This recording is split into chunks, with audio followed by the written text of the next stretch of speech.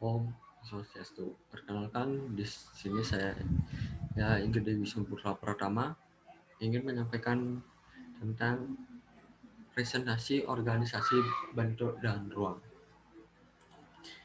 Yang pertama di sini ada organisasi terpusat.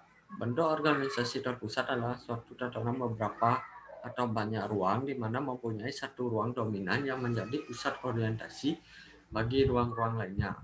Bentuk-bentuk terpusat menuntut adanya dominasi secara visual dalam keteraturan geometris, dapat menjadi simbol tempat-tempat yang suci atau penuh penghormatan, atau untuk mengenang kebesaran seseorang atau suatu peristiwa.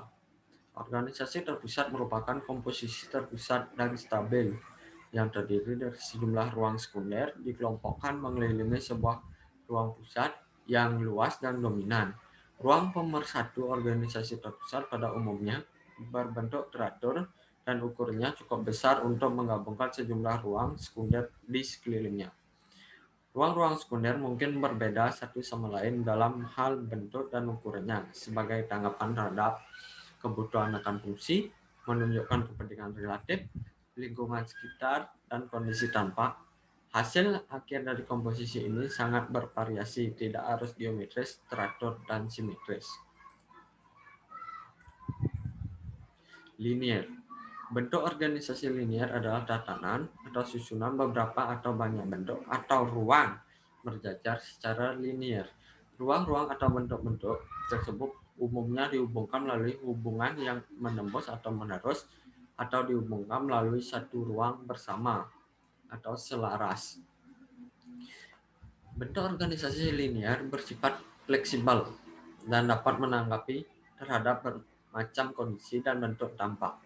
Bentuk dapat lurus, bersegmen, atau melengkung.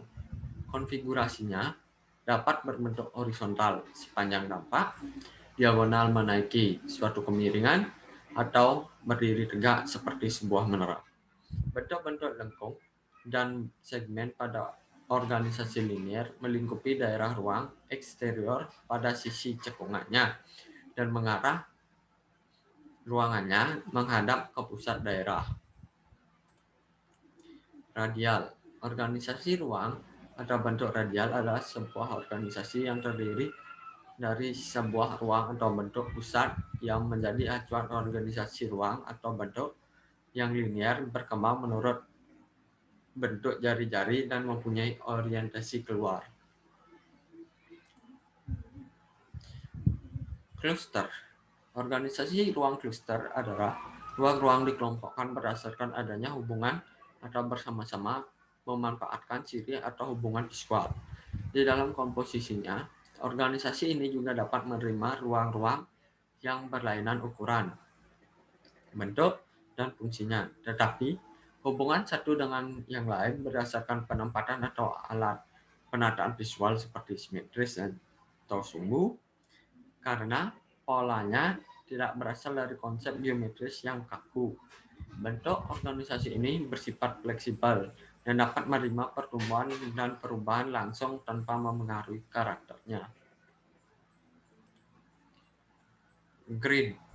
Organisasi dengan sistem grid adalah suatu susunan bentuk-bentuk dan ruang-ruang di mana posisi dan hubungan antara bentuk atau ruang diatur oleh pola atau bidang grid 3 dimensi. Karena sebuah grid 3 dimensi terdiri dari unit-unit ruang modular yang berulang, maka organisasi ini dapat dikurangi, ditambahkan, dan atau dilapisi dengan tetap mempertahankan identitasnya sebagai sebuah grid. Aksial.